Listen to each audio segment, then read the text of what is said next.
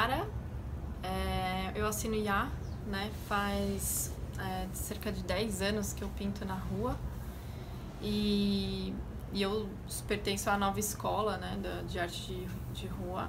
Eu resolvi fazer essa pesquisa a partir de uma pesquisa para minha dissertação no MAC da USP, né, de mestrado. E aí eu achei assim importante, né, usar o vídeo como veículo, né, de expressão, por ser mais acessível, né, e indo meio que na lógica, né, da arte de rua, que é democratizar, né, o conhecimento, a arte, enfim. E eu acho que o vídeo é um veículo importante, né, nesse sentido. Essa pesquisa, ela tenta trazer a importância da intervenção urbana para São Paulo, né, da nova escola principalmente, né, da gente reforçar a influência, né, que o muralismo latino-americano teve, assim, né, a continuidade dessa história, né, porque a gente tem muito na mídia aparece esse vínculo, né, do grafite, né, do novo muralismo, né, vinculado à cultura estadunidense, né, principalmente através do hip hop. A gente sabe que já teve uma ruptura nesse sentido, né? Não que a filosofia hip hop não influencie, né? Muito pelo contrário, ela continua influenciando, mas eu digo assim, no sentido estético da coisa, né? Então, eu escolhi alguns artistas que eu considero relevantes, assim, né? E que saberiam falar sobre o assunto, porque muitos pintam e não sabem expressar também, né? Não tem uma consciência, assim, do que está interferindo, né, nas pessoas, no cotidiano das pessoas, e para mim isso era interessante tratar, né? E a gente tentar imaginar como seria, né, a cidade de São Paulo sem essas intervenções, né, que eu acho importante, e o poder que elas têm de transformar espaços, né, de interferir no cotidiano das pessoas, na vida das pessoas, de ter seus desdobramentos, né, de trazer reflexões e ressaltar também o lado estético e poético da coisa, né? Porque muito se fala da questão social, né, e política, né, dessa intervenção. Uma coisa está totalmente, né, junto com a outra, mas eu acho importante a gente começar a passar a ver esses muralistas, né, esses grafiteiros, né, como são conhecidos, como artistas, né? Então, como que eles futuramente serão estudados, né, na história da arte? Simplesmente pelo aspecto da inclusão social? Não, eu acho que assim como os grandes clássicos da arte, a gente tem que estudar esses artistas pelos seus traços, né, pela sua poética, pelo que eles trouxeram, acrescentaram artisticamente, né, na cidade. E que é extremamente importante, porque ela não é uma arte elitista, né? Ela é uma arte que está aí para todos, né? Então a gente precisa focar um pouco nesse aspecto também. Um exemplo, né, do que acontece assim, né, diariamente, né, na vida, né, desses artistas, né, e nesse universo, né, da cena de pintura de rua, foi um episódio que pode ilustrar, né, talvez isso que eu esteja querendo trazer, né, para as pessoas, que foi um momento em que eu estava decidida a pintar a minha rua, né, assim como vários artistas urbanos têm esse hábito, né, de marcar o território, né, de pintar os seus arredores, né, até por uma questão prática, né, de estar ali com as tintas mais perto, enfim, e ter autorização dos vizinhos, né, ter uma facilidade nesse sentido. Aí eu pintando um desses muros da minha rua, na Vila Madalena, aí na Francisco Isolde. Aí eu coloquei num terreno baldio, né, fiz uma intervenção de umas plantas de mata, né, de Mata Atlântica, que a minha pesquisa atualmente é essa, né, das plantas nativas, né, e dos grafismos indígenas, né, da cultura indígena. Aí eu pintei esse mural E de repente, assim, depois de uma semana mais ou menos, uma vizinha colocou uns caixotes na frente desse mural, com umas hortinhas, assim, com terra, tudo, e umas plantinhas aromáticas, tal, plantas, temperos, né, tinha hortelã, tinha manjericão, tinha uma série de plantas, né, e era já interagindo, já dialogando com esse meu trabalho, né, que de alguma forma tocou ela, e ela teve essa ideia, né, esse insight de colocar esses caixotes e disponibilizar. Assim como aquela obra de arte estava disponível, né, para todos olharem, ela disponibilizou aquelas plantas para todo mundo colher, né, e se alimentar delas, enfim. É uma outra forma de se alimentar, né. Aí, depois de um tempo, ainda depois de uma semana mais ou menos, o próprio proprietário do terreno resolveu pintar a calçada, pintou o poste, né? Então, assim, tava todo mundo envolvido, de certa forma tocado com aquele trabalho. Então, é um exemplo de como tem poder, né, a pintura de rua, né? De como ela revitaliza, ela revigora os espaços, né? A gente tem, né, um grande exemplo que é a Galeria ao Ar Livre, que é o Beco do Batman, né? Que antes era super escuro, né? Ninguém costumava andar por ali e passou a ser, né, um ponto turístico da cidade de São Paulo. Então, além disso, né, eu tenho meu trabalho também como arte educadora, né? E através da arte educação é muito interessante porque você cria agentes multiplicadores desse tipo de transformação de espaço, né? Principalmente com projetos sociais, né? Que você está em lugares muito mais hostis do que a Vila Madalena, por exemplo, né? Que você tem arquiteturas muito mais difíceis, assim, né? De viver, né? Ambientes muito mais hostis. E aí você cria agentes multiplicadores no sentido de você ensinar técnicas e ensinar a pessoa a pensar e criar a sua poética e ela se apropriar da cidade, se apropriar da sua comunidade, do seu bairro, né? Então, é bem bacana esse trabalho. Eu tive várias experiências, né, de transformar vielas por aí, né, na cidade, com esses aprendizes, né, com a colaboração deles e, na verdade, foram eles os artistas, né? Então, eu acho bem interessante esse aspecto de não ter a celebridade, né? De não existir a celebridade dentro da arte de rua. A rua é muito democrática, né? Então você pinta com pessoas de gerações anteriores e você pinta com pessoas que começaram a pintar depois de você, né? E tá todo mundo junto, misturado.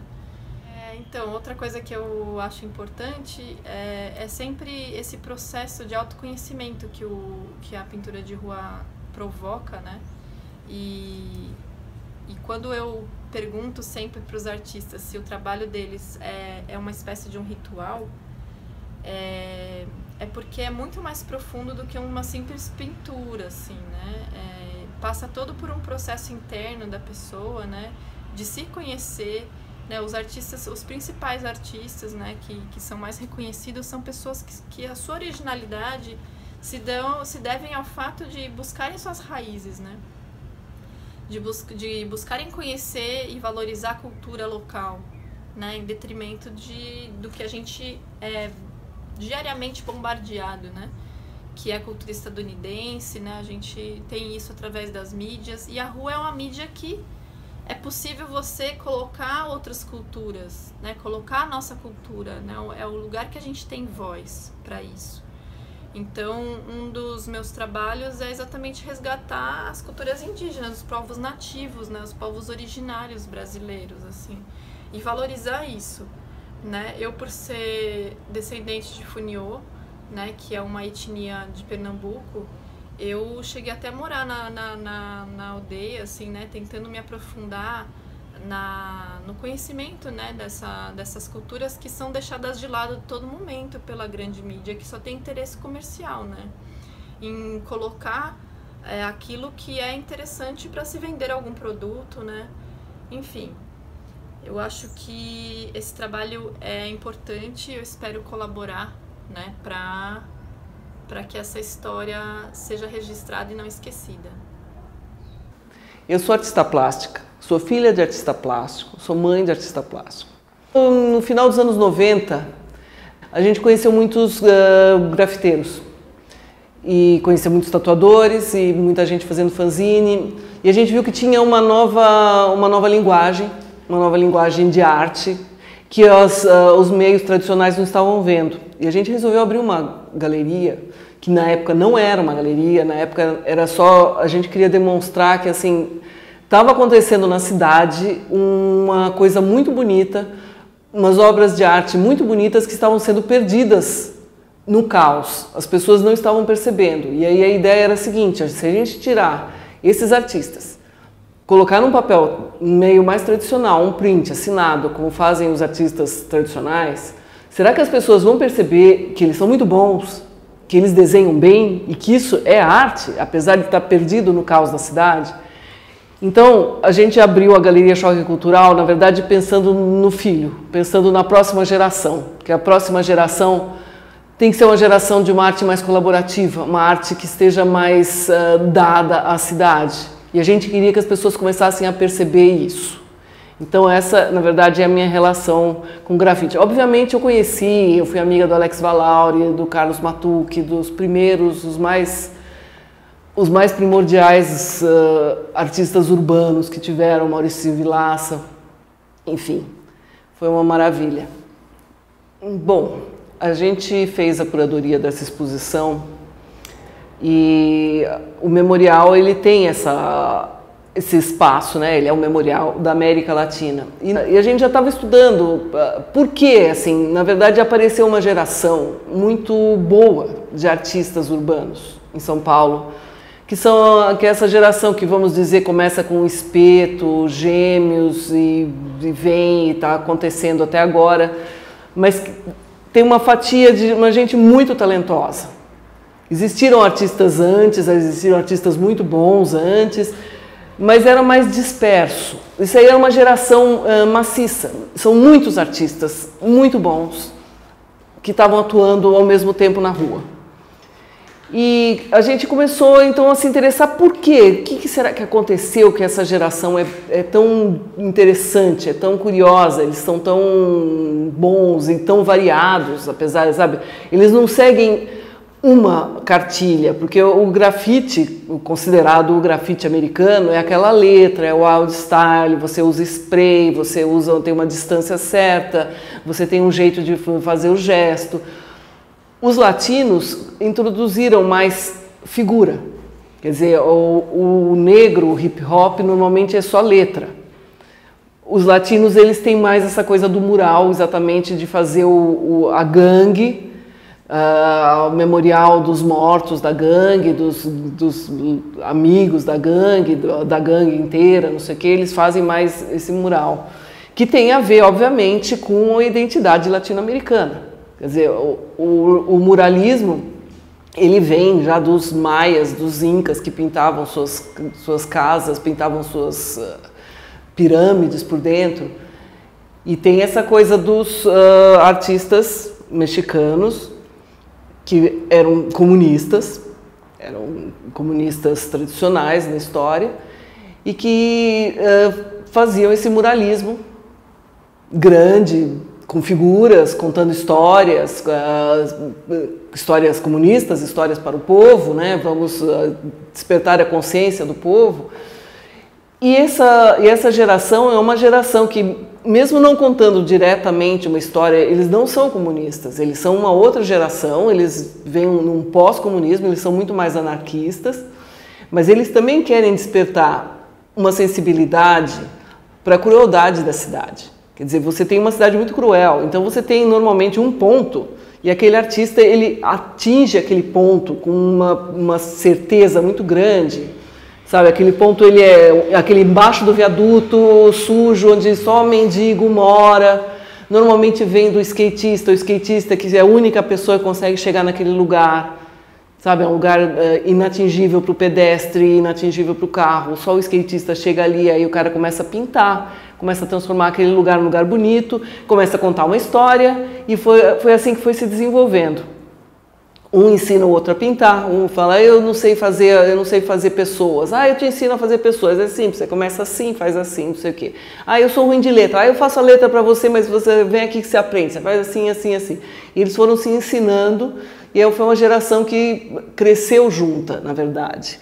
E quando a gente entrou, era no Memorial da América Latina. Pareceu muito lógico que, pela história do grafite paulistano, pelo menos, que era um novo moralismo. Quer dizer, esses artistas, essa geração, é uma geração que tem um talento, eles não estão fazendo só o grafite tradicional, eles estão contando uma história. Mesmo que seja uma história psicodélica, uma história que às vezes as pessoas não estão entendendo direito porque é abstrata, mas tem a ver com o lugar, tem a ver com o espaço que ele está ocupando na cidade, com aquele ponto nevrálgico da cidade, que, sabe, está decadente, está problemático, está, sabe, é errado, não é feito para as pessoas, é feito, sabe, é uma coisa que restou de uma coisa que foi feita para um carro. Então você tem aquele espaço que sobrou. E aí o artista toca naquele ponto e você percebe, em que lugar desgraçado esse aqui? Coisa horrível, como sobrou esse espaço? Sabe? Então tem essa coisa dessa história contada de uma maneira mais abstrata, porque eles não são comunistas, eles são anarquistas. Eles não querem nada a ver com política partidária, política tradicional. Eles querem atacar pela sensibilidade. Então, na verdade, nessa conversa que surgiu a história de que realmente nós tínhamos uma geração de novos muralistas. O muralismo tradicional, como a gente cita, exatamente, ele é mais tradicional, ele fica mais preso a cânones tradicionais da pintura. Quer dizer, mesmo tendo inovações, sabendo-se que já se usava spray, já se usava tinta automotiva, já se usava algumas coisas. Quer dizer, o spray não tinha, mas tinha o compressor, enfim, dava-se para fazer outras coisas, mas ainda era um pensamento muito preso, sabe, a uma escola, assim como o comunismo ainda era uma corrente política muito presa também a um tipo de política que se fazia tradicional e que a gente está vendo ruir na nossa frente, quer dizer, o partido, as junções que se faz. Existe uma crise política nos anos 2015, nos anos 2010, digamos, no mundo inteiro. Todo mundo está se discutindo esses partidos, o que é direita, o que é esquerda, na verdade as grandes corporações. Então, não tem mais sentido. Os artistas dessa geração, eles são muito dessa geração de grafite. Eu não gosto muito da palavra grafite, porque quando você fala grafite, sempre fica preso à estética americana. E não é bem isso que eu acho, porque são todos artistas urbanos. Eles não são presos a cânone nenhum. Quer dizer, cada um faz uma coisa, sabe? Tem gente que faz poesia, sabe? Como o Mauro Neri escreve Ver a Cidade. Tem gente que faz abstrato. Tem gente que tem figura, como o Tinho, que conta uma história. Tem a criança, a pessoa, sabe? Tem o mais psicodélico, como o Boleta. Tem o Zezão, que mostra onde a água devia estar passando e virou esgoto. São muitas histórias diferentes sendo contadas e de jeitos diferentes. E eu atribuo isso, na verdade, depois de muito pensar o que aconteceu, exatamente à falta de um ensino formal. Quer dizer, essa geração pegou uma época em que o ensino formal brasileiro foi totalmente destruído e quase todo mundo saiu da escola antes de acabar. E com isso eles perderam essa coisa de ficar na caixinha. Você, para ser artista, tem que ser isso, você tem que pintar desse jeito, você tem que fazer assim, levanta a mão, o pincel de tal maneira, o rolinho Eles usam qualquer material, de qualquer jeito, eles fazem a própria tinta. Eu lembro de ver na revista dos Gêmeos como fazer a tinta, com pó xadrez, leite, cola branca, não sei o que, quer dizer, sabe, é uma outra criatividade que vem de uma necessidade de você não ter, sabe, essa coisa formal, presa. Você só pode pintar com a tinta acrílica de marca tal, porque a outra é ruim, essa é boa. Não, pinta-se com o que aparecer na frente, onde der vontade e o que você bem entender. Quer dizer, realmente tem o High Graphic, que é um abstrato maravilhoso, sabe? Tem de tudo, tem de tudo. Então essa falta de regras é o que diferencia mais essa geração do que se considera um muralismo latino-americano tradicional. O artista é sempre aquele que vê um pouco além. Ele está sempre vendo... A gente nunca sabe quão além ele está vendo, mas ele está sempre vendo além. E esses artistas, eles estavam obviamente mostrando uma coisa que agora está na cara de todo mundo, é que assim, as pessoas estão querendo tomar conta da cidade de novo. Quer dizer, foram empurrando as pessoas para o shopping, para o condomínio, para trás do muro, para lugar fechado, segregado em guetos.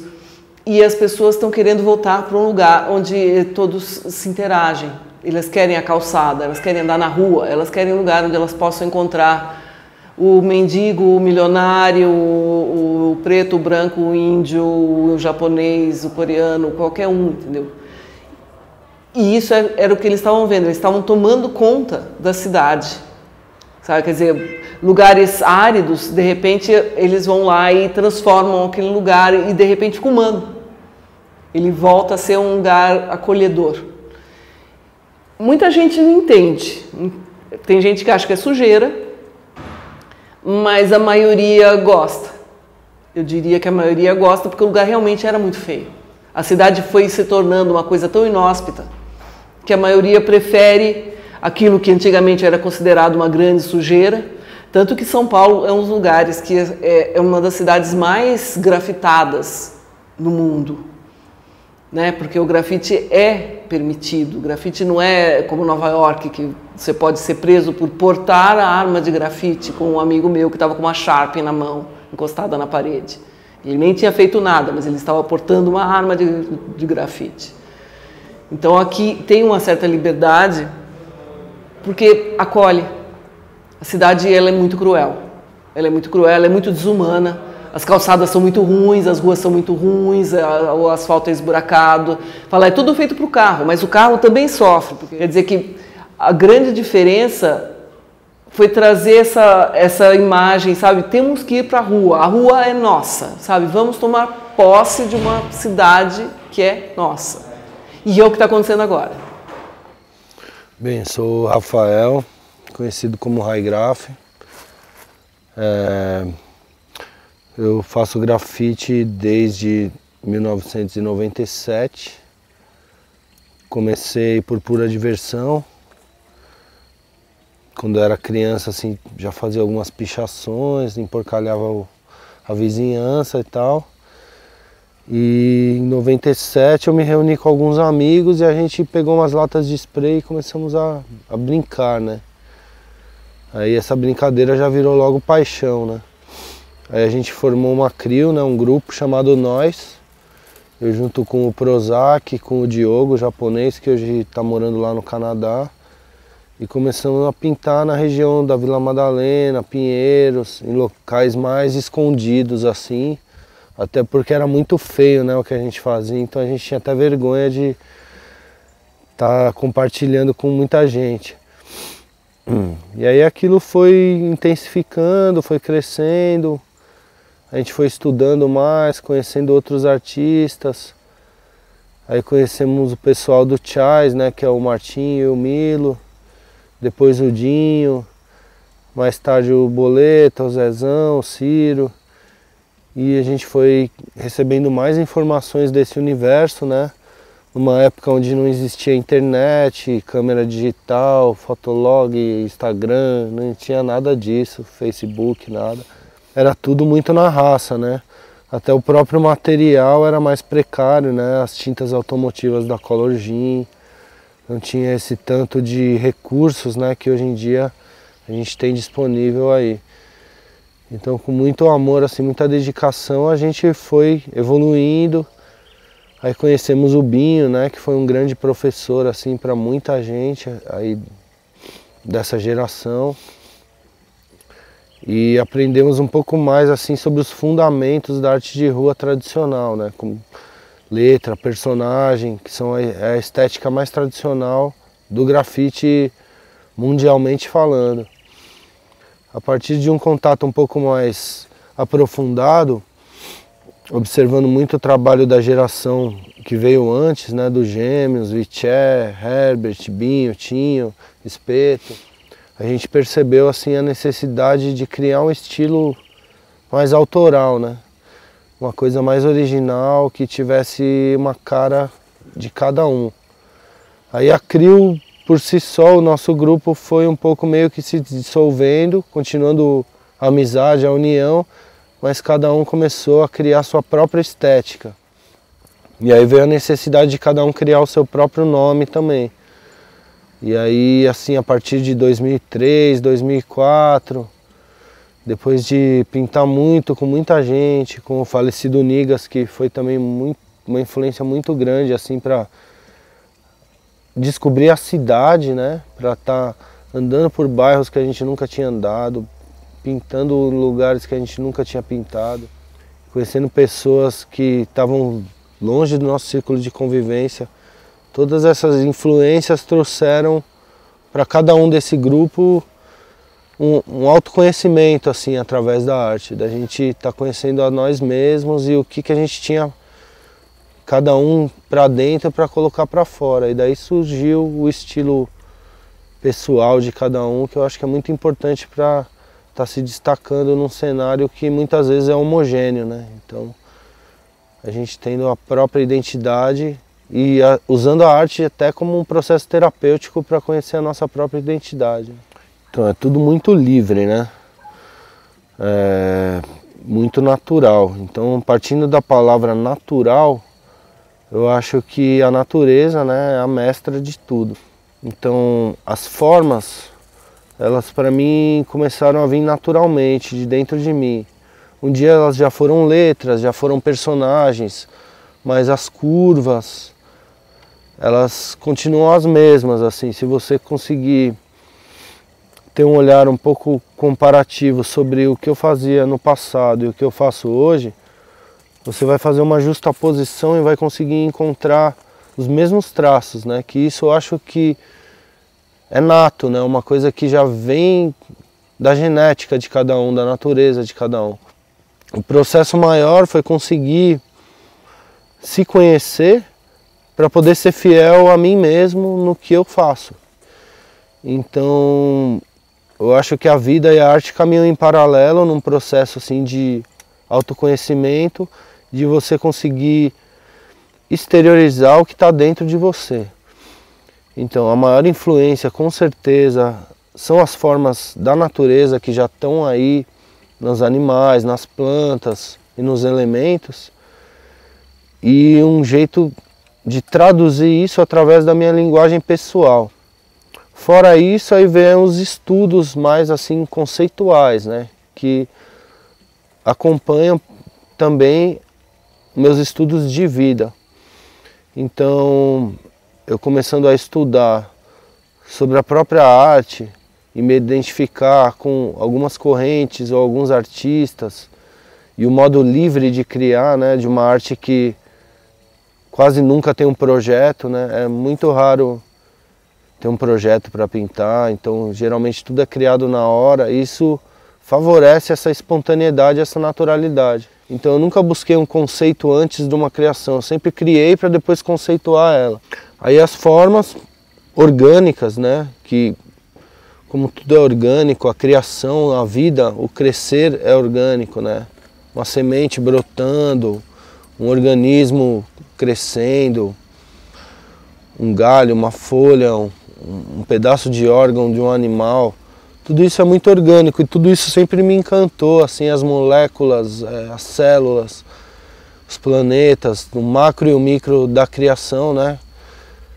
Tudo isso sempre foi para mim a fonte de inspiração. Então daí vieram as formas mais orgânicas, que se desconstruíram de uma estética tradicional do grafite, que antigamente era presa a letras e personagens. Aí eu fui matando essa linguagem e trazendo a liberdade, né, como um principal elemento. E aí no momento eu estava desenhando essas mesmas formas e escrevendo alguma coisa com elas. Aí no momento eu percebi que eu não tinha necessidade de escrever mais nada, que eu podia simplesmente colocar as formas ali. Aí elas foram crescendo, aí veio uma fase de muita geometria, explorando as retas. E no princípio essa geometria também já foi letras. E aí depois ela foi se soltando, eu fui estudando um pouco mais da geometria em si, da geometria sagrada, dos sólidos platônicos, dos elementos que compõem as coisas, e trazendo isso para dentro do meu trabalho de uma forma um pouco mais consciente. Essa última fase geométrica, ela foi, posso dizer, a fase mais terra do meu trabalho, porque é uma coisa que eu tinha consciência o que eu estava estudando e como eu estava inserindo isso, e que eu já estava usando isso antes de saber. Aí depois a pesquisa aliada ao que já era natural trouxe um pouco mais de conceito, assim, de fundamento para o que eu estava fazendo. E hoje em dia isso tudo flui assim de uma forma como que fosse para a cena. Elas são um contraponto, sim, mas ao mesmo tempo elas são duas formas diferentes de retratar uma mesma coisa. Porque a geometria ela é estrutural, né? E as formas orgânicas, falando de uma linguagem mais médica, poderia ser, elas são mais o epiderme da coisa, a pele. Então, se você encarar a geometria como a estrutura, o diagrama que está por trás do que é orgânico, você pode pensar que são dois modos de retratar a matéria ou a energia de uma forma diferente. Tudo que é orgânico tem uma matriz geométrica, então tudo que é vivo é matemático. Então a geometria traz o elemento matemático e as formas orgânicas trazem o elemento mais humano. Então a única coisa que eu tento trazer é a luz e sombra através dos tons, né? Então geralmente eu escolho de 3 a 4 tonalidades da mesma cor para trabalhar, para trazer o escuro para onde é mais sombra e o claro para onde é mais luz e dar uma tridimensionalidade nos objetos. Fora isso, os contrastes, né, do quente para o frio, do claro para o escuro, do rápido para o lento, para estar criando planos. Então eu utilizo esses contrastes para separar os planos ou layers e criar mais profundidade, então trazendo uma coisa para frente, a outra para trás.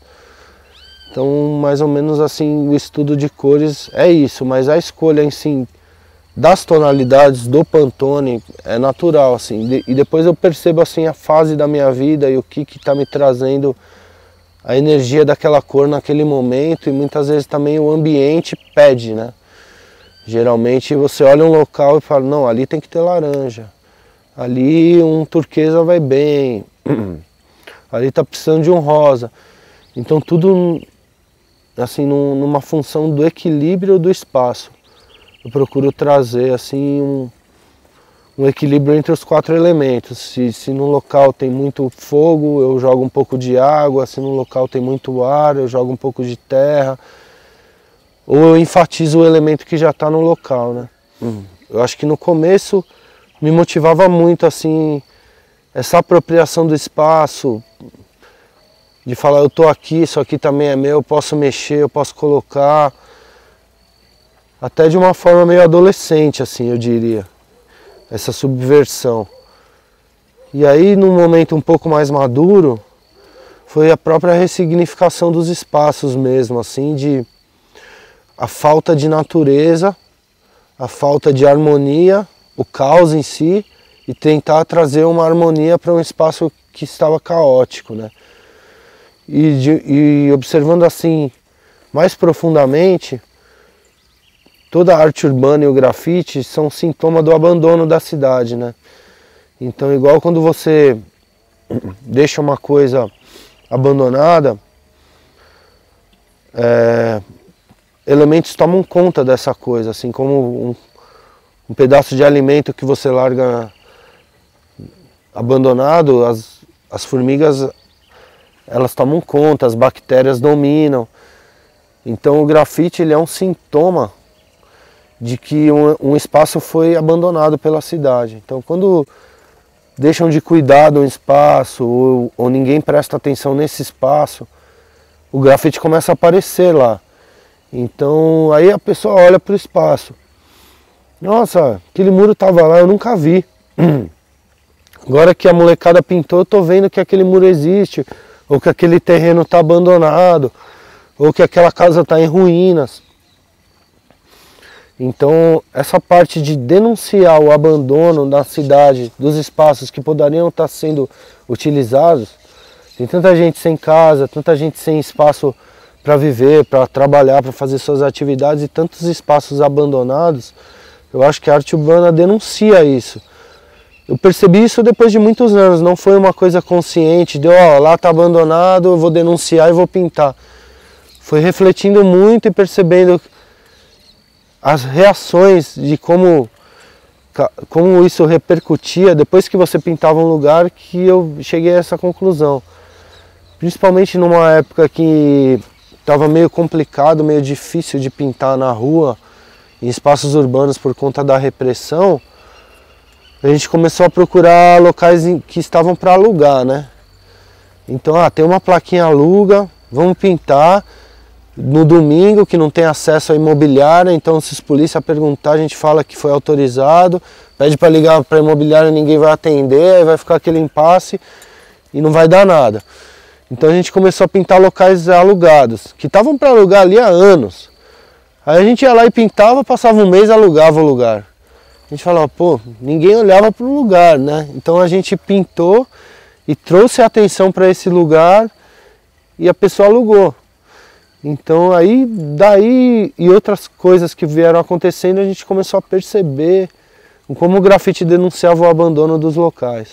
Acho que essa parte assim pode ser vista como política. Eu não sou um cara ativista, eu não sou engajado na política. Eu posso dizer que eu sou até alienado, mas é por opção mesmo, porque eu não acredito no sistema político como ele é. Eu acredito que cada um tem que fazer sua política interna para mudar o mundo. Então eu faço a minha parte dentro de mim e eu espero que cada ser humano faça a sua própria parte. Eu não acredito muito nessa política coletiva institucionalizada. O anarquismo é muito bonito assim, como utopia.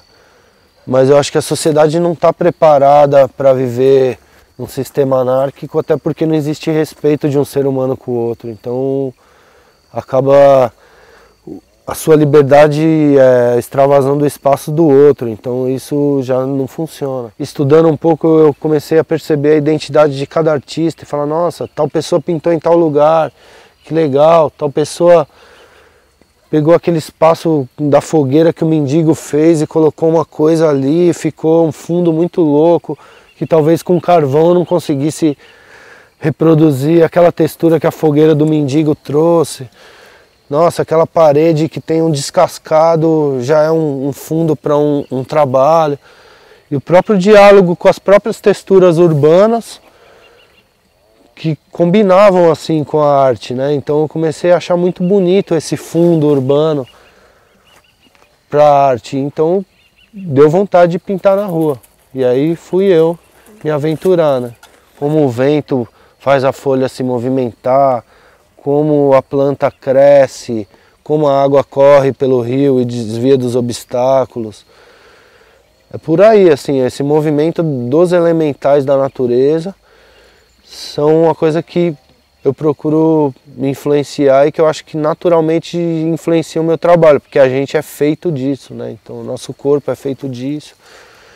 Então a gente acaba botando isso para fora mesmo sem saber, né? Então depois eu comecei a pesquisar as proporções áureas, tipo a sequência de Fibonacci, os elementos geométricos básicos e comecei a enxergar que isso estava em tudo. E daí quando eu percebi, as formas que eu fazia já seguiam isso sem eu saber. Aí sabendo disso eu comecei a aplicar isso de uma forma mais consciente e enxergar dentro do meu trabalho, do trabalho dos outros e das coisas que eu observava, essas proporções naturais que estão em tudo, né? Aí, muito da história em quadrinhos, do universo da história em quadrinhos, que é uma coisa que eu já pirei, já colecionei. Então, muito do Neil Gaiman, né, que através do Sandman me influenciou muito, assim, até como pensamento, não só como estética, né? Aí, já trazendo isso, veio o Dave McKean, que é um grande ilustrador que faz os quadrinhos do Sandman. E eu pirei muito assim durante um tempo. Eu acho que isso nem tem a ver esteticamente com o que eu faço, diretamente, mas conceitualmente tem. E aí, de artista, eu sou muito fã do MC Escher. Eu acho um grande assim, mestre que quebrou o modo de enxergar a realidade através da geometria, do pontilhismo, a parte de luz e sombra, assim, de sólidos e de perspectivas que se transformam. Eu acho que ele abriu muito a minha mente, assim, observar as obras do MC Escher.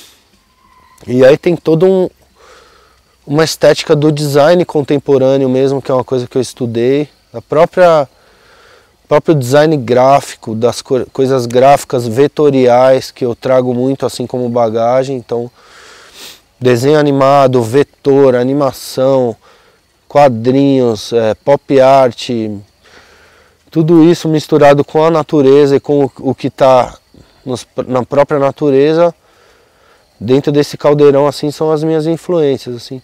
Tem muitos outros artistas que me influenciaram, meus próprios amigos, né? Tipo o Boleta, que é um cara que já foi pioneiro em quebrar a tradição do grafite ser uma coisa de letra e personagem, trazer uma coisa mais abstrata. Me influenciou muito. O Nigas me influenciou muito no modo de pintar, nos contornos e nas sombras, nas técnicas.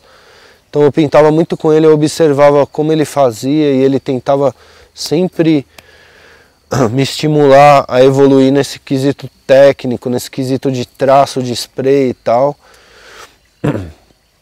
E toda essa geração que veio quebrando o grafite tradicional e trazendo uma coisa mais abstrata, Ciro, Boleta, Zezão, todos esse pessoal que pintava junto e estava experimentando junto comigo a se reinventar dentro dessa arte, né, do grafite, que tinha uma estética muito padrão. Então a gente quebrar esse padrão e trazer a nossa própria essência para isso. Eu acho que assim, eu ritualizo tudo na minha vida, então no meu trabalho eu não ia fugir disso. Até se eu vou cozinhar eu ritualizo, se eu vou acordar eu ritualizo. Então a preparação é muito importante, a energia que eu tô no momento.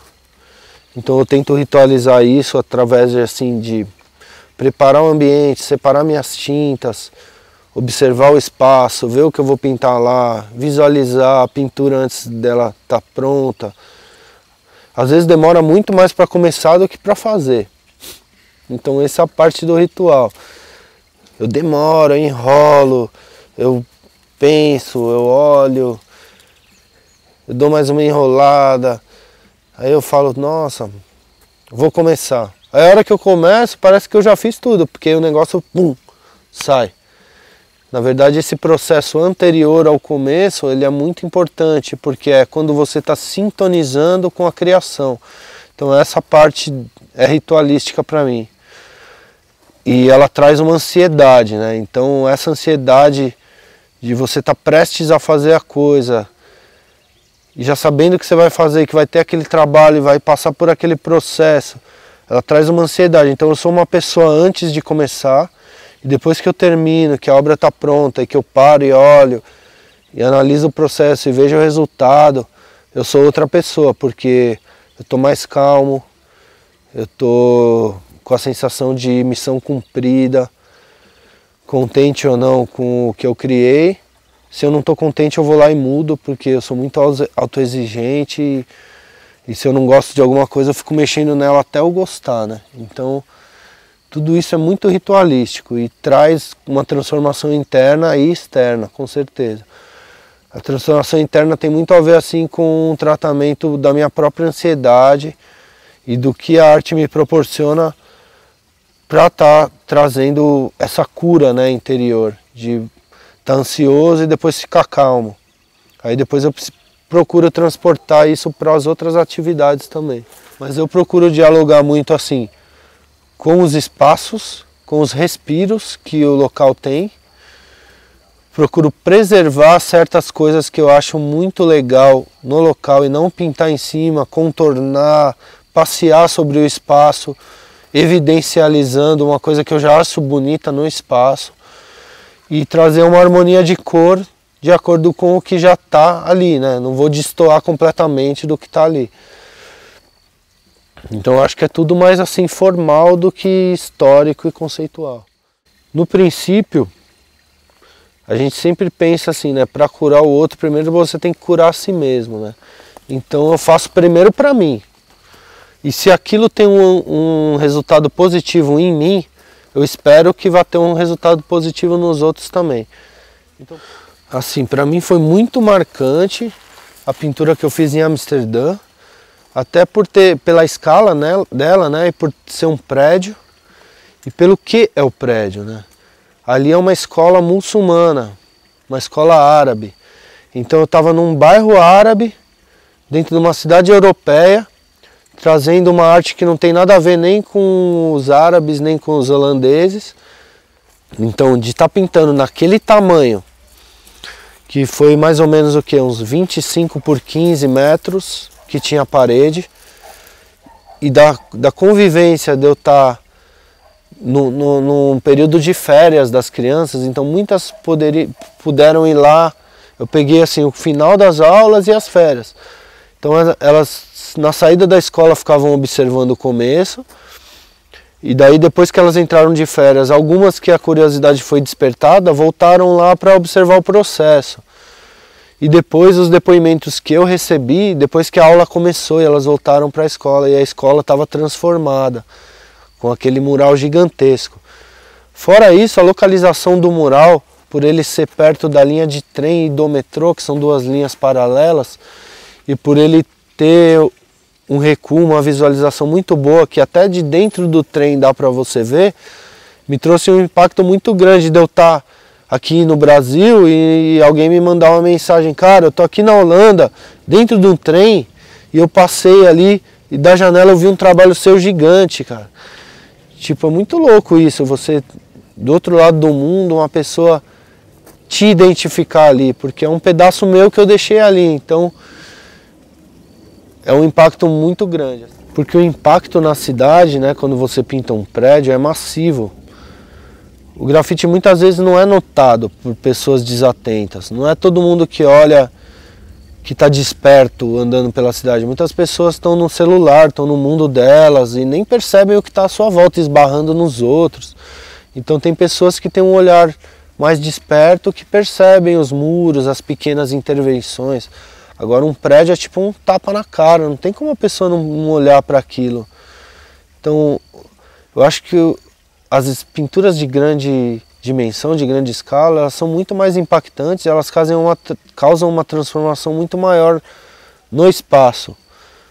Se você consegue ver de dentro de um trem que está a 200 metros do muro e consegue enxergar aquele muro, é muito mais impactante do que um grafite que a pessoa precisa estar a poucos metros e está atenta para perceber. Então a sociedade começou a responder de outra forma, abrindo um pouco mais os espaços e o diálogo com a arte urbana.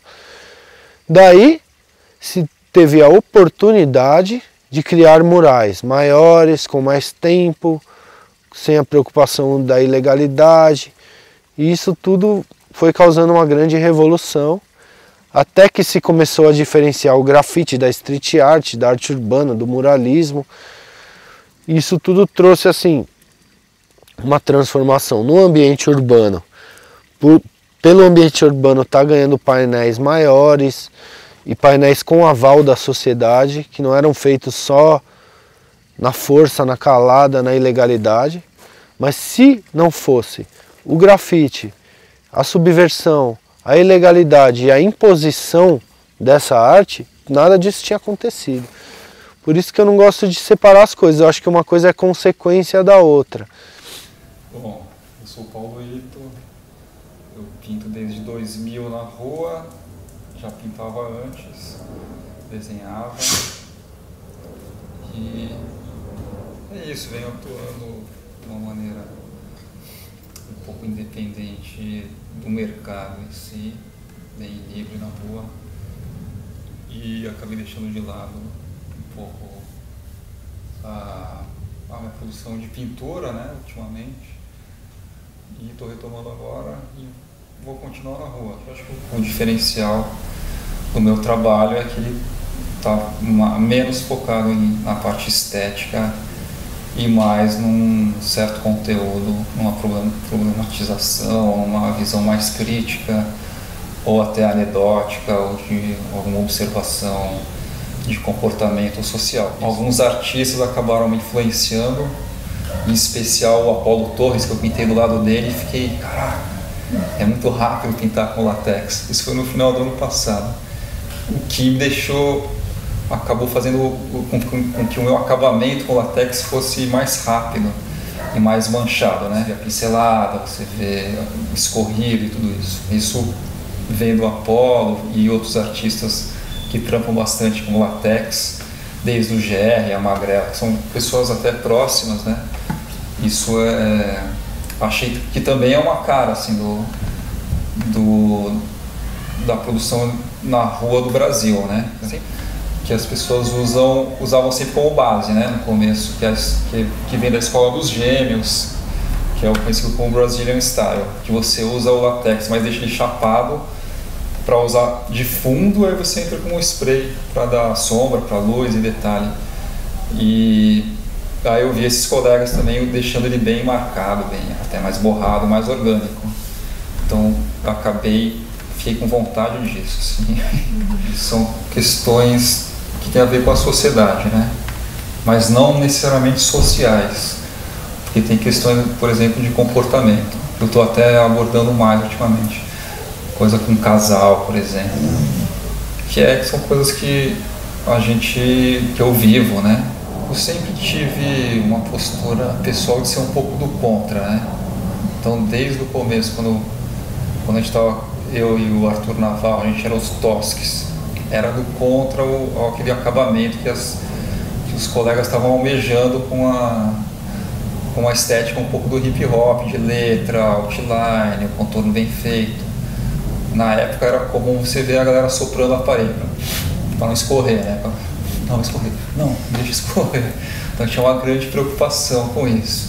E eu cheguei no núcleo do aprendiz de grafite, que já tinha uma galera, muita gente da metade de 90 até antes, que já tinham começado e já tinham um domínio bem melhor que o meu, lógico, de spray. E eu escorria, ficava uma merda, pegava o pincel para consertar, rolinho, ficava um grande pastiche. E aí eu e o Arthur, ele falou, porra, Tosques, que legal. Então a gente assumiu o tosco, aquela coisa bem suja, né? Bem experimental, bem... Então era um pouco do contra aí. Depois eu fiz a série das mulheres, que considerando o gênero também era do contra, que era um momento que os homens pintavam as coisas mais masculinas e autorreferentes, e aqueles caras com a sobrancelha assim, meio bravos, meio... Então eu comecei a usar rosa e lilás e fazer as minas e tal, que era uma coisa que o meu avô fazia, né? Então eu achei isso meio bizarro no grafite, que até hoje tem, né? Uma coisa um pouco machista, ainda em alguns resquícios até do hip hop, às vezes. Não estou falando que o hip hop em si é machista, mas às vezes tem uma cultura um pouco masculina, né? Então, quando eu comecei a fazer o trabalho que é mais parecido com o que eu faço hoje, eu já tinha essa vontade da provocação. E isso com o meu pai, assim, com a linha dele já política, né? Ele é de esquerda, né? Eu já não acredito mais na esquerda, quer dizer, acho melhor do que a direita, de um modo geral, mas já não tenho muito essa bandeira. E ele começou aí na época do movimento estudantil, depois do golpe de 64, ele começou um pouco a se filiar com política estudantil, só que não foi muito para frente. Um pouco isso, né? E eu acho que eu acabei herdando um pouco isso, mas eu acho que ele está certo. E claro, cada um tem a sua história, mas certamente tem essa influência. O anarquismo, para mim, ele é mais recente. Entendeu? Já vem para mim, né? Mas conhecer com o Chomsky, com amizades que você vai conhecendo. Mas, logicamente, a minha afinidade hoje é com o anarquismo. É que na rua eu posso fazer o que eu quiser, né? De uma certa forma. E eu fiz artes plásticas, né? Então, o meu trabalho era muito pesado, né? Tinha uma coisa de bizarro, de pesado na época. E era o que eu queria fazer. E eu não queria mudar, né? Então, só que eu queria pintar quadro, né? Pintar tela. E aí eu me dei conta que isso não ia funcionar, né? Talvez hoje, funcionasse. Quer dizer, mas no Brasil é difícil, né? A arte ainda tem... Os caras ainda querem botar em cima da lareira e combinar com o sofá. Infelizmente, eu acho que ainda é bastante por aí. Então, na linha que eu faço, o Kino acho que é um cara que tem a ver, a linha dele tem muito a ver, tem muita influência. E o meio, o jeito com que ele resolve. Porque ele tem um desenho aparentemente simples, mas ele pode desenhar qualquer coisa, né? Então, quadrinhos é uma referência. Ele, o Lourenço, claro, eu sempre falo. Não que o trabalho tenha muito a ver hoje, mas até a admiração dele por ele enquanto artista, e da maneira com que ele acreditou, né, na produção dele e trabalhou de uma maneira com um mínimo de recurso, né? Que é uma coisa que você consegue fazer com quadrinhos, né? Você precisa de papel e caneta, né? Na rua acho que é até mais difícil, porque o material é mais caro. Acho que eu tive muita influência do Titi, né? Numa época, especialmente nessa época das mulheres, a coisa do traço, né? Cap New York, traço esculpido, que ele sempre fez muito bem, sempre combinou bem, né? Sempre imaginei ele como um cara que cozinha bem, né? Que ele combina as coisas bem no timing certo, da maneira certa. Quer dizer, certo que funciona dentro da poética dele. Eu tenho o costume de anotar as ideias e desenhar enquanto um registro, um desenho rápido, ou gravar áudio. E eu tenho um banco de ideias. E cada ideia funciona melhor em algum lugar. Então, se eu estou no Morumbi, eu não vou fazer uma crítica ao funk, por exemplo. O funk não, vai uma música pop mais popular, que as camadas mais populares escutam. Eu não vou fazer nesse lugar. Então, ou se eu tenho uma pintura que é Jesus, não vou fazer num muro horizontal. Eu fiz, por exemplo, esse trabalho na Bolívia do engraxate, que chamou muito minha atenção lá. Eles cobrem o rosto, porque a sociedade tem um grande preconceito com a atividade deles. Então, me tocou muito na hora, assim, caraca, fiquei muito surpreso e conversei com um dos caras e fiquei mais chocado, ainda mais surpreso. E eu tinha que fazer alguma coisa. Tinha não, né? Mas acabou saindo. E essa crítica que eu fiz com o funk, por exemplo, foi um aspecto que eu não gosto, que eu realmente sou contra e que eu vejo acontecendo, que é de sexualização precoce. E eu acho isso mesmo. Eu coloco na rua e claro que tem gente que não gosta. E tem gente que entende justamente o contrário. Tanto que passou um cara e ele falou, isso é alguma obscenidade? Ele viu a criança dançando funk, né? Mas não sei, será que quando ele vê isso na televisão, na internet, ele também pensa isso ou acha ok? Porque realmente parece que está fora do que as pessoas estão acostumadas de ver em termos de arte de rua no Brasil. Então, logicamente, estou botando uma colocação que você vai ler no texto do Ferrez, na Caros Amigos. Mas você não vai ver muito essa preocupação na grande mídia, entendeu? Então é um lugar que eu chego nessa pessoa de uma certa maneira, né? Muita gente também não entende ou não olha, né? Ou olha e nem consegue ver, né? Vê um monte de formas, vê muitos personagens. Eu acho que isso ainda tem muito das pessoas sentirem o grafite. Então te provoca uma sensação, mas que você consegue ter uma leitura que não é de se estranhar num país que a maioria, infelizmente, não consegue interpretar um texto curto, né? Então, mas de alguma maneira eu tento chegar em um certo público, né? Tem a ver com essa escolha do lugar que eu vou pintar. Do outro lado, quando saiu esse trabalho meu que fazia referência ao Estado Islâmico e a Folha publicou, no site da Folha, aí você vê diversas reações de pessoas muito conservadoras que não vão te seguir no Facebook, não vão ser seu amigo no Instagram. Aí você vê, é interessante, né? E você vê, novamente, uma dificuldade de leitura enorme, mas, enfim, acontece, né, também. Acho que também é bem uma coisa bem de país subdesenvolvido no final, da formação do cidadão. Esse trabalho sobre a banalização da violência, né? E eu quis usar a decapitação do Estado Islâmico como um símbolo disso, porque na época era uma coisa ainda né, de um impacto muito forte, né? E a ideia era essa, era uma coisa que me horroriza, e acho que horroriza muita gente, inclusive esse leitor da Folha que fez essa crítica. Então é uma coisa que ia funcionar bem para esse trabalho. Aí eu pensei em diversas alternativas que, ao meu ver, não iam funcionar tanto. É o pai da família mostrando numa tablet a cena da decapitação, não a decapitação em si, mas o antes, né? E a mãe e a filha estão tipo, nossa, que engraçado, que curioso.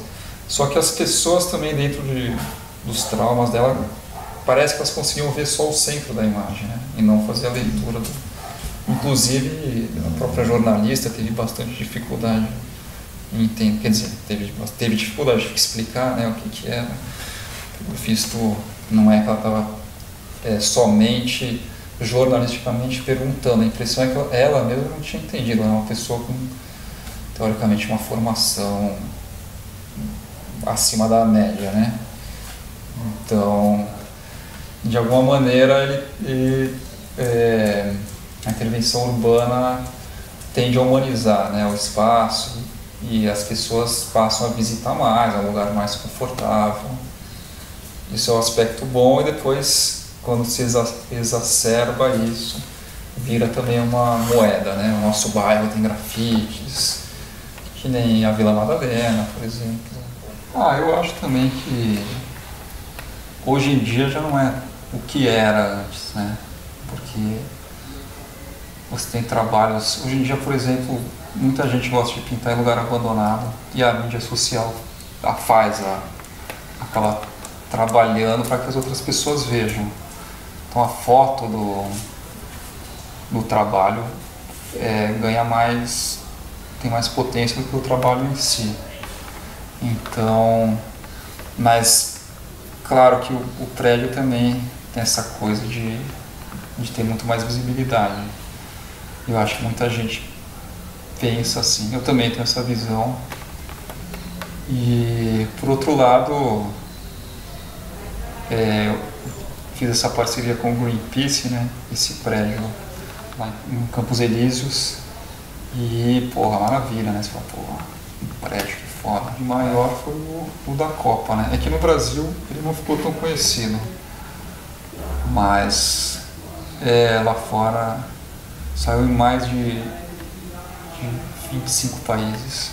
Na França, por exemplo, em Paris, a galera imprimiu a foto e colaram em muitos lugares. É um garoto que pobre, né? Tá com fome, mas só tem a bola de futebol para comer.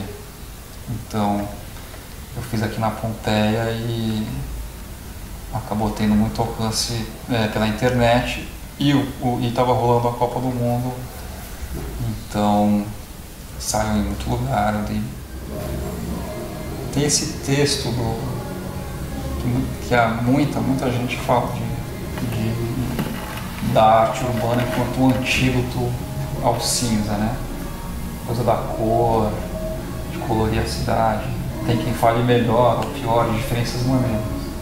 Eu gosto quando o Ozzy fala que na cidade você não tem um horizonte, né? Você tem uma atmosfera um pouco opressora e isso dá um respiro. Isso é interessante. Eu vejo muita gente trabalhando nesse sentido e realmente é importante. Não é a minha linha, mas por outro lado acho que ajuda a tornar as coisas mais leves na cidade, né? Eu acho que também a transformação do espaço, das pessoas, cabe... você pode abordar de várias maneiras, né? Uma coisa mais positiva ou uma coisa mais crítica, que a pessoa nem sempre é tão confortável. Por outro lado, eu acho que o humor, o meu trabalho tem essa ligação com o humor, né? O humor, ele te permite dizer coisas que são realmente mais chatas, de uma maneira mais leve. Bom, meu nome é Milo Chais, eu sou de São Paulo. Nasci na Vila Madalena, vivi até os meus 18 anos aqui. E parte da minha história é na Inglaterra, então eu tenho esse diálogo aí. Eu passei 12 anos na Inglaterra, dos meus 19 até os meus 30 praticamente. Comecei pichando um pouco, assim, sempre tive uma coisa com a estética de letra, né? Então eu comecei com um pouco de pichação, mas aí logo vi o grafite e a coisa da letra com cor e gorda, né? Com uma estética um pouco mais... enfim, complexa, digamos, me chamou mais atenção e aquilo, né, foi ali que eu não sei, criou um vício, assim, né, de pintar letra e de querer fazer letra. Assim que eu conheci a rua, assim, isso que me deu vontade de ir pra rua e ter esse diálogo. E daí tem o skate também, que sempre fez parte da minha história, que tem esse diálogo com a rua também. Então eram as duas coisas meio juntas, assim. Mas foi na Inglaterra que, de repente, virou meu trabalho, né, assim, até 2007, 2008 até, era uma coisa muito fazendo porque eu gostava, porque eu queria ter essa presença na rua e me expressar dessa forma. Mas como eu comecei a mexer com cenografia, algumas coisas lá, aprendi outras técnicas, senti essa necessidade também de levar meu trabalho um pouco mais além. Não só usando spray, tem um trabalho de estúdio também, outras pesquisas, outras coisas, né? E aí, assim, meu trabalho sempre foi muito de letra, ligado ao hip hop. E aí eu fui para abstração, assim, abstraí muito meu trabalho, numa busca de uma estética e de uma coisa original, né? E aí acabei caindo pro lado da natureza mesmo. Essa abstração foi trazendo os elementos da natureza e numa busca de achar a própria natureza, assim, também. Então eu uso os elementos da natureza muito relacionados ao comportamento do homem, assim, como é a nossa natureza, assim. Então, às vezes, as tríades, eu ponho uma mulher, um homem e uma criança, então, assim, é o pai, a mãe, o filho, o lado masculino, feminino e da criança, que todo mundo tem, um pássaro representando a liberdade, uma flor que, na verdade, é o florescer do próprio ser, às vezes ela tá murcha, às vezes ela tá fechada. Então eu brinco com esses elementos da natureza, né, trazendo pro lado da própria natureza humana, a natureza espacial e a natureza humana. E meu trabalho tá nisso hoje em dia, assim, né? Foi aí que eu me achei e que continuo traçando meu caminho, assim. O que eu via de grafite era aqui na área também, na Vila Madalena, que era um pouco mais de stencil, já coisa com rolinho, né, uma outra linha de grafite também, que me influenciou bastante também, eu acho. Mas foi o grafite hip hop, essa geração que fazia letra, que me influenciou muito, né, e que nessa época todo mundo meio se conhecia, não tinha muitas fronteiras, não era tanta gente fazendo, então eu acho que, né, artistas como da antiga escola aí, o Tinho, o Herbert, o Binho, influenciaram muito diretamente, né? Assim, isso foi uma coisa que ajudou muito nessa busca de uma estética própria. Eu acho que eles têm a minha estética, eu acho que a música sempre me influenciou muito também, né? Eu toco bateria, fiz produção musical, a música faz parte, assim, da minha vida, muito, eu sempre estou produzindo com música também. E o meu trabalho, acho que tem essa fluência, assim, ele sempre tem uma fluência, ele tem um ritmo, assim, que eu tento buscar, né, na composição, é sempre uma coisa harmônica, assim, que não é proposital, é uma coisa que acontece, assim, né,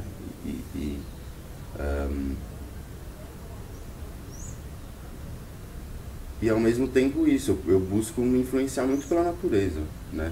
Observando a natureza e trazendo esses elementos, como a natureza se manifesta e como que a gente manifesta essa criatividade a partir daquela referência. Então, minha linguagem tá nisso, assim. O grafite sempre foi muito rebelde, assim, né? Uma contracultura, assim, tanto o skate também, eu era envolvido um pouco na cena hardcore, punk também, toquei em banda hardcore, então acho que eu sempre tive esse pensamento um pouco transgressor e de... não sei, eu não vejo que a arte tem um papel muito político direto, eu acho que é mais indireto, assim, sabe? A espiritualidade veio muito para transformar o meu trabalho, assim, depois que eu comecei a entender mais disso mesmo, a meditar, a estar em contato com, enfim, linhas filosóficas e com fé religiosa, budismo, umbanda, enfim, que me botaram em contato direto com uma coisa que eu já sentia que eu estava em contato com a minha arte, assim, né, com esse lado mais sutil, assim, da realidade. Então, eu acho que tem uma influência direta, assim, da espiritualidade no meu trabalho, e acho que na composição até mostra mesmo, assim. Um pintor que me influenciou muito clássico é o Egon Schiele, assim, que eu acho muito bom, assim, que eu acho que tem essa expressão, uma coisa muito forte e também transgressor, do lado como ele traz a sexualidade do trabalho dele, enfim. Aí, mais diretamente, assim, eu acho que o Herbert, né, é um artista que me influenciou muito, a estética dele, o jeito que ele trabalha e as conversas que a gente já teve, é um artista que me influenciou diretamente, assim mesmo, né, nessa caminhada. E os artistas aqui até do estúdio, as pessoas que pintam junto mesmo, que a gente tá junto, essas pessoas eu acho muito... Sem elas, meu trabalho não seria o que ele é, né.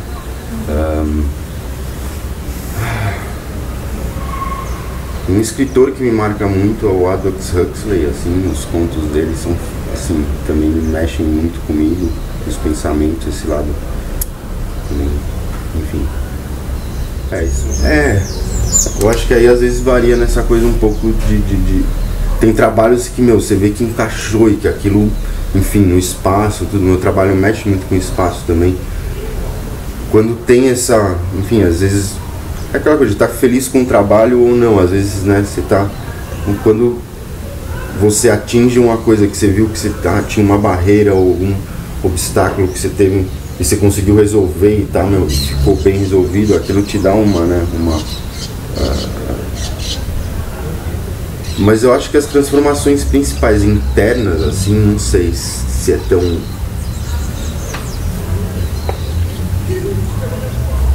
Não é num trabalho em si ou não, é mais quando, pra mim, é quando vem um insight, assim, uma coisa que você não esperava e você nem sabe de onde veio, assim. Quando, sei lá, o seu estilo muda, você descobre uma nova forma de fazer uma coisa e não foi porque você estava indo atrás daquilo, né? Mas parece que veio para você.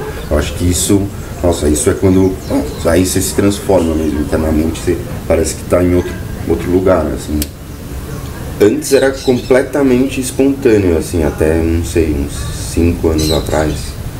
Não tinha muito essa intenção de, eu tô passando uma mensagem, o que a pessoa tá entendendo, Mas conforme eu comecei a ouvir algumas pessoas falando do meu trabalho, e que elas sentiam o que eu estava sentindo ou passando ali naquele momento com os elementos, aí passou a ser um pouco mais intencional e eu acho que é isso, é o que eu faço comigo, né? Tentar fazer com que esses elementos e essa imagem transforme a pessoa de alguma forma internamente e positivamente, né?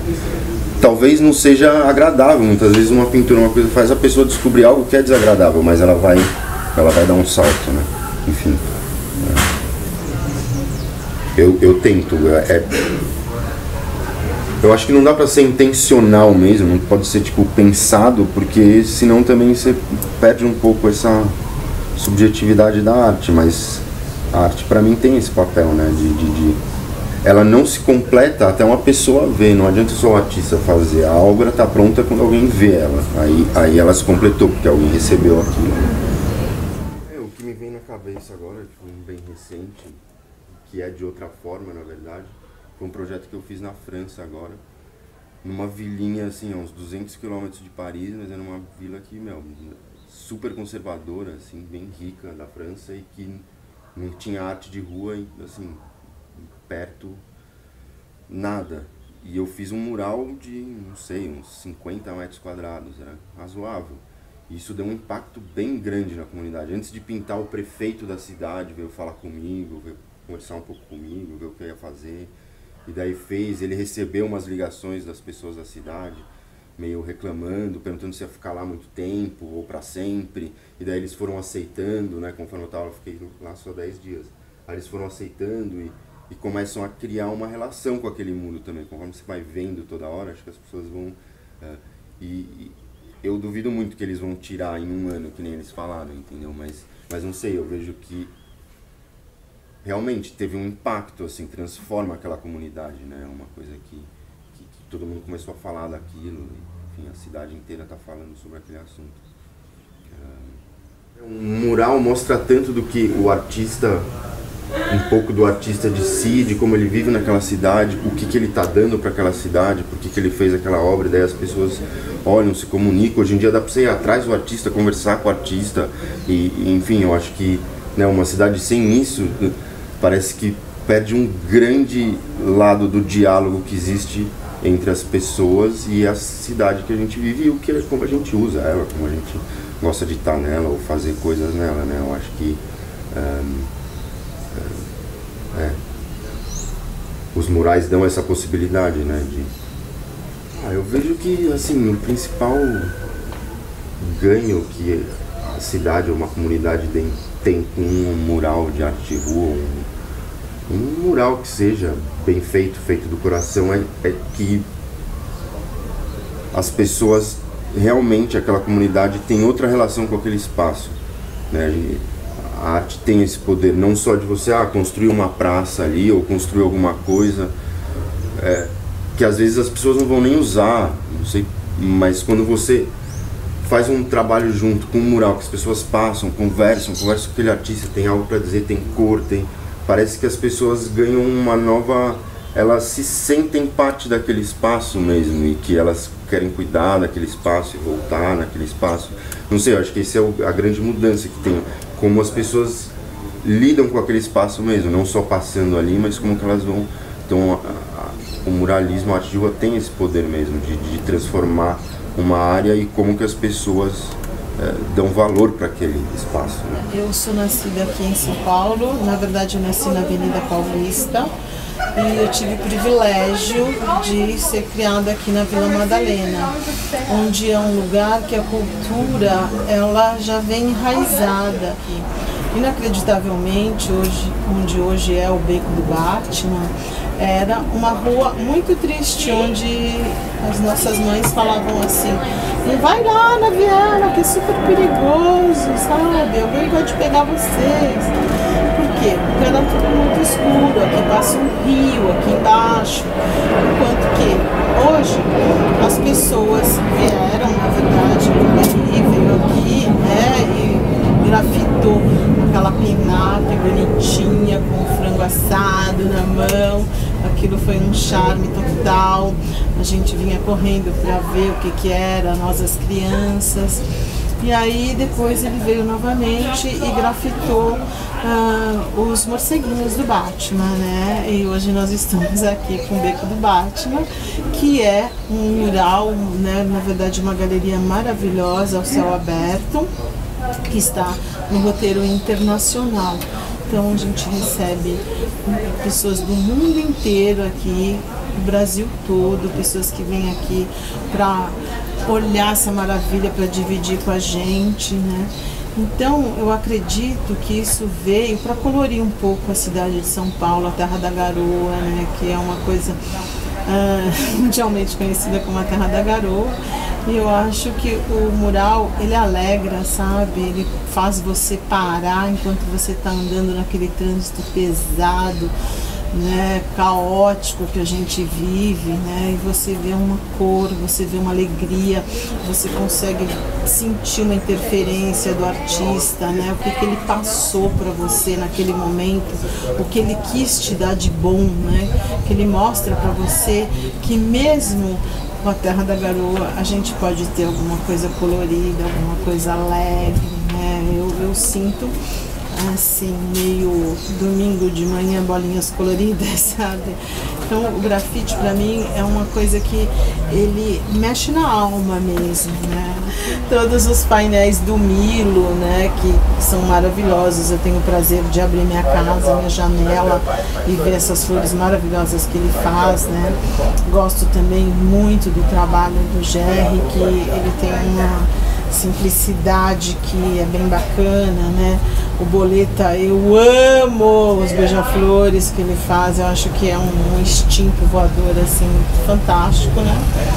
E o Cobra que veio aí, né, dos pichadores, até para deixar isso um pouco mais, vamos dizer, industrializado, né? Acredito que o Cobra hoje, apesar dele ser um excelente artista, é uma coisa mais quadrada, né? Em 3D mesmo, enquanto os outros são mais orgânicos.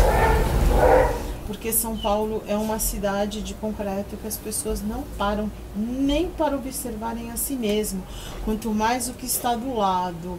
Então, quanto mais grafites coloridos, alegres, coisas bacanas, muito melhor para nós, para nossa saúde mental, né? Para a saúde de quem está se dando essa oportunidade de ver isso, né? Assim como um pôr do sol, que tantas pessoas acordam, tem lá o nascer do sol e elas não valorizam, passam diante de uma flor e não conseguem ver uma alegria, um perfume, né? Porque a mente está totalmente virada para aquela coisa que não sai, né? Assim, assim, assim. Então, eu acho que o grafite ele veio realmente para alegrar, para valorizar, para agregar, sabe, a alma das pessoas, né? Eu me sinto quando eu entro no beco, sabe, eu sinto um perfume maravilhoso, é uma coisa estonteante. Há 10 anos atrás eu trabalhava na Barra Funda e todo dia indo para o trabalho, eu comecei a reparar que cada dia no muro vinha um grafite novo, um desenho, uma palavra. E essas imagens, elas iam se relacionando e elas iam fazendo histórias em mim. Eu ia me interessando o que a pessoa queria dizer com o contexto do que estava acontecendo no bairro, uma mudança muito grande no bairro. E isso foi ficando tão intenso que eu comecei a ter vontade de gravar, de ter essas imagens, de mostrar, de cartografar esse processo do bairro. E disso foi se estendendo para outros murais, outros bairros, enfim, até que eu comecei a gravar todo dia a cidade, fazer um diário da cidade. Eu fui me dando conta, pesquisando um pouco mais, de que a imagem, ela tem uma função que ela acaba virando corpo. Por quê? Porque quando você olha uma coisa, aquilo passa pelo seu processo neurológico, você metaboliza a imagem. Então uma cidade, ela não é uma cidade só a parte de você, ela faz parte o tempo inteiro. Ela é o seu metabolismo, ela é o seu modo de vida, né, nesse sentido. Então, uma cidade que pode ter expressão, onde as pessoas podem trocar suas informações, suas opiniões, suas sensações, seus sentimentos, ela é uma cidade que ela convida para um modo de vida, né? Ela convida você a participar e você se sentir ativo e fazer produções disso, não só um espectador, né? Então, para mim, o grafite, ele tem os murais, os grafites, eles têm uma questão. Não é à toa que ela vira uma arma política, porque ela está diretamente ligada aos modos, né, de como você vê e você interage. Então, a partir do momento que você pensa numa cidade limpa, linda, entre aspas, sem grafite, sem intervenções, é uma maneira que você também não produz nesse cidadão outros afetos, outros modos dele poder alterar o seu modo de pensar, sobretudo a sua vida.